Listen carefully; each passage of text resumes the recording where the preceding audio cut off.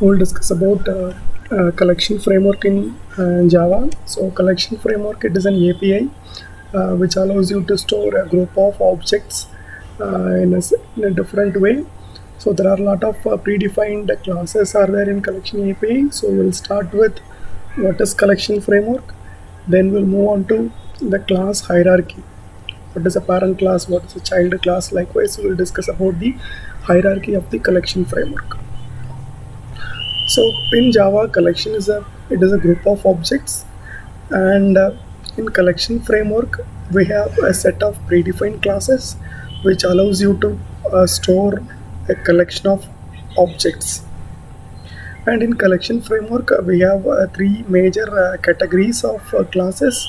So there are in a set of interfaces are there in collection framework which allows you to define a common methods, and there are a set of concrete implementation for those interfaces.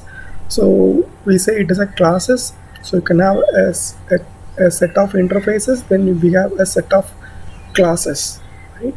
So these classes implement all the methods of your collection interfaces, and these classes allows you to store a group of objects in a better way in Java. Then there are certain implementation for algorithms like sorting and searching. It's like bubble sort. So like those sorting and searching, we have predefined methods in Java, so which allows you to directly use those algorithms. You don't need to develop an algorithm for it. The algorithm is a part of the collection framework itself. You can simply use those algorithms for manipulating your objects. So what are all the benefits of going towards collection? So it simply reduces your programming effort. Why? Because there are a lot of predefined classes and methods are part of collection framework. So this allows you to use those classes instead developing your own data structures for storing your objects. So it reduces your programming effort, and it allows you to improve the performance of your code. Why? Because as a developer you don't need to write a logic for your methods. All the methods are part of collection framework, so you can directly use those methods, and the predefined codes are written in an efficient way, and it is implemented, so you can directly use those methods. So it also increases the performance of your application, and you can work with other APIs or other programming languages or other applications. So this collection framework provides you the functionality to work with unrelated APIs which are designed in some other language also.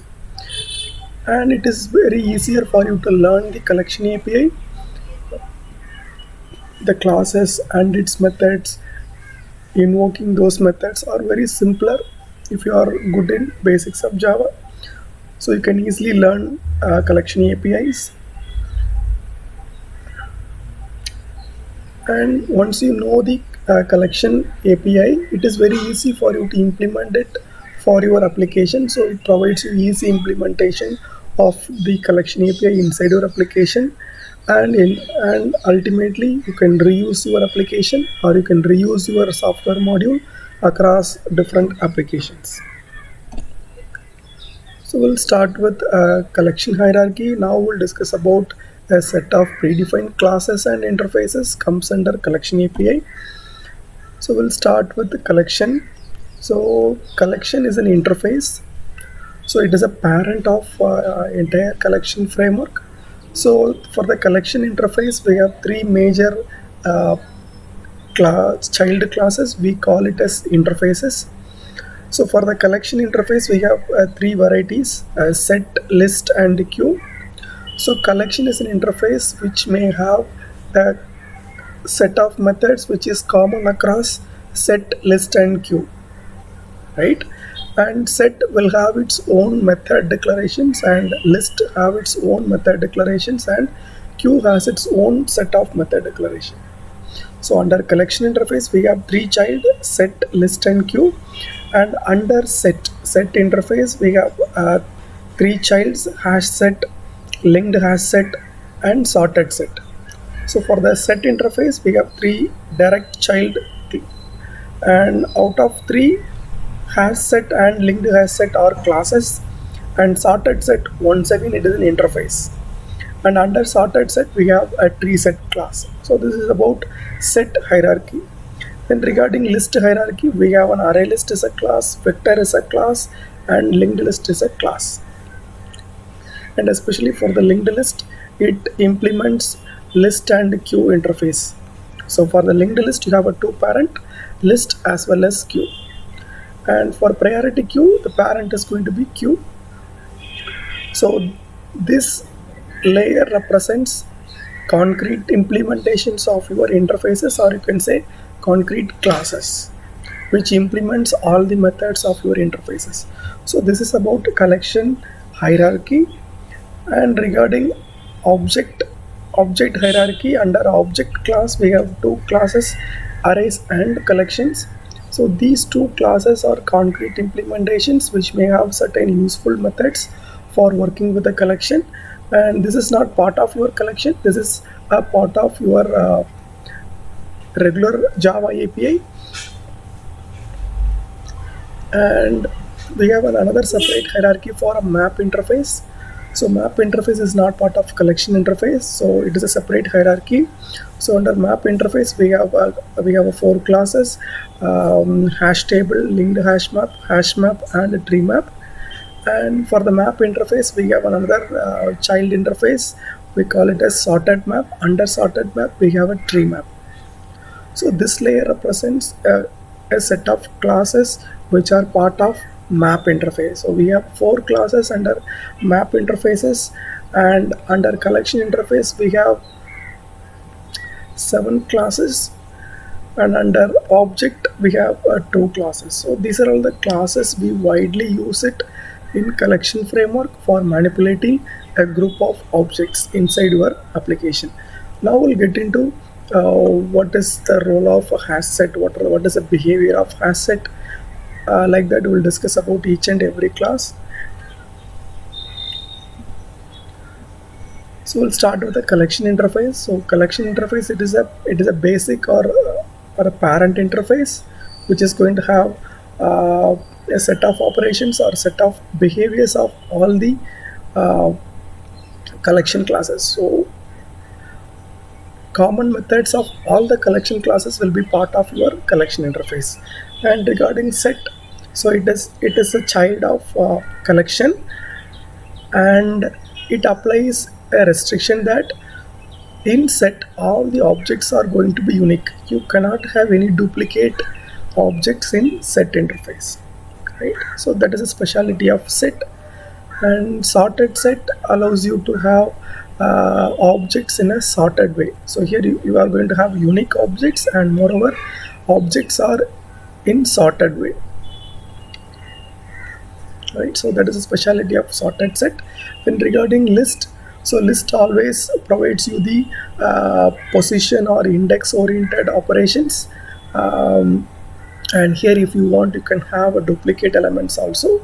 So that is a nature of list in Java. Then regarding queue, so here elements are arranged in a particular order, right? Like first in, first out.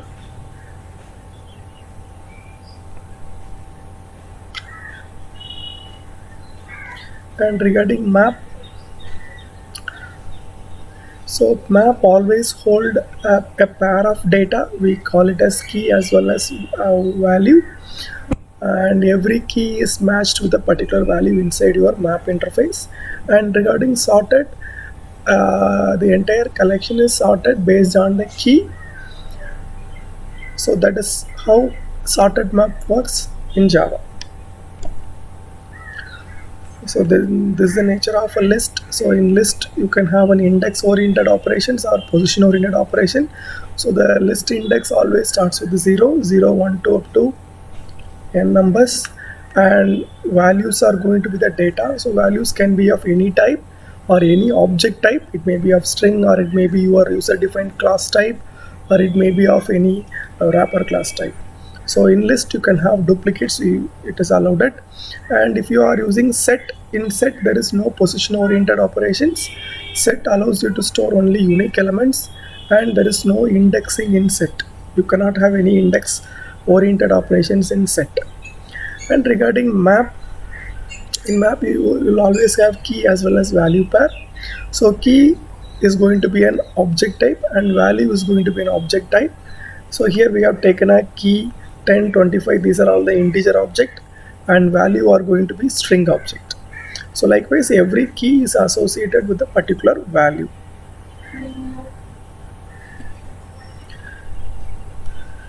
And regarding implementations of your collection, so we have three interfaces, right? A set, a list, and a map. If you take a hash table, the hashing operation is applied with the set, and there is a class known as hash set. And if you are using tree structure, then there is a tree implementation of a set, we call it as a tree set. And there is a combination of both linked position as well as hashing, we call it as linked hash set. So in linked hash set you can also have position. So that is a specialty of linked hash set, but in hash set you cannot have any positions. Regarding interfaces, there is no hashing implementation in interface in list. And we have an array implementation of a list, we call it as array list. And we have a linked list implementation of your list, we call it as linked list.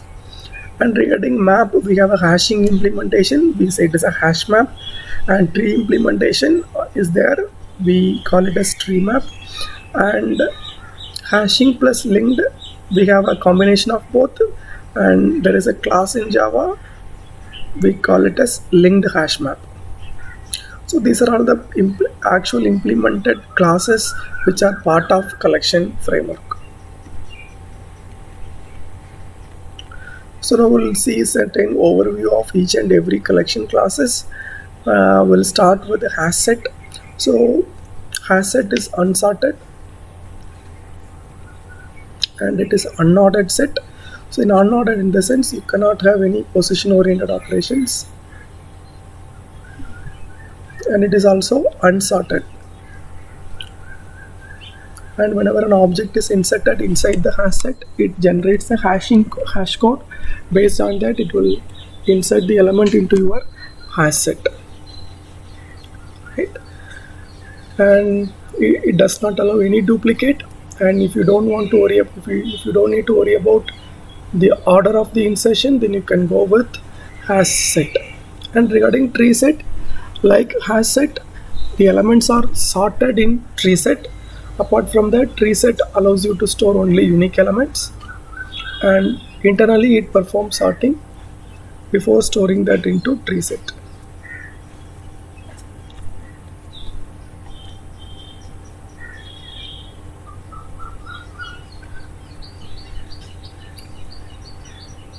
So regarding linked hash set, so linked hash set is the ordered version. So you can have a position oriented, or the element you are adding first will be added in the 0th index. Likewise, you can have ordered way of storing elements into linked hash set, and it maintains a doubly linked list for the implementation.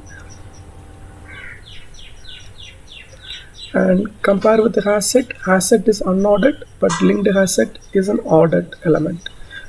And moreover, here also you can only store unique elements.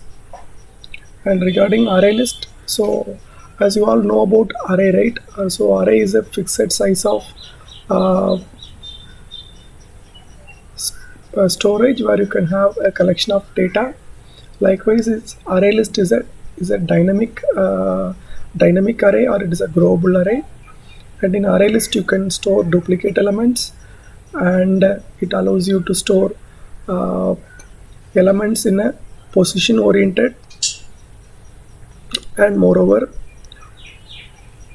whenever you apply a random access, whenever you wanted to search a lot of elements from your array list, or if you want to perform random searching inside your application, then it is preferable to go with an array list, because array list works better for random accessing of elements, right?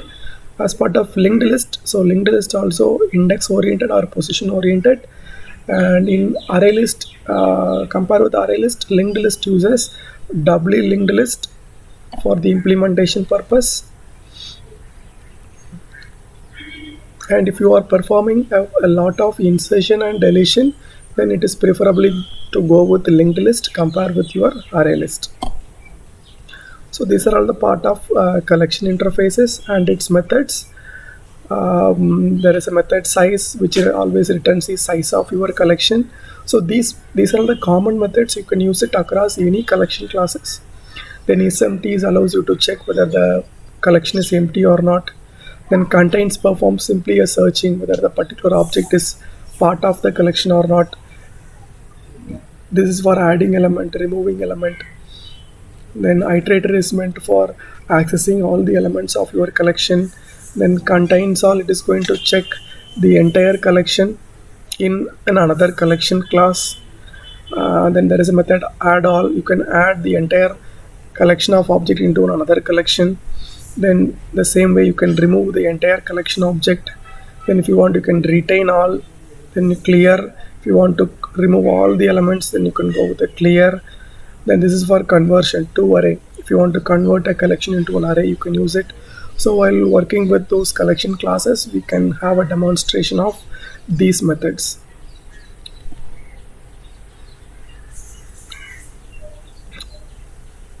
So which is not implemented from the collection interface. So here, which is not part of a collection interface. So tree set is part of collection, vector is part of a collection, linked list also is a part of collection, hash table, it is not part of a collection.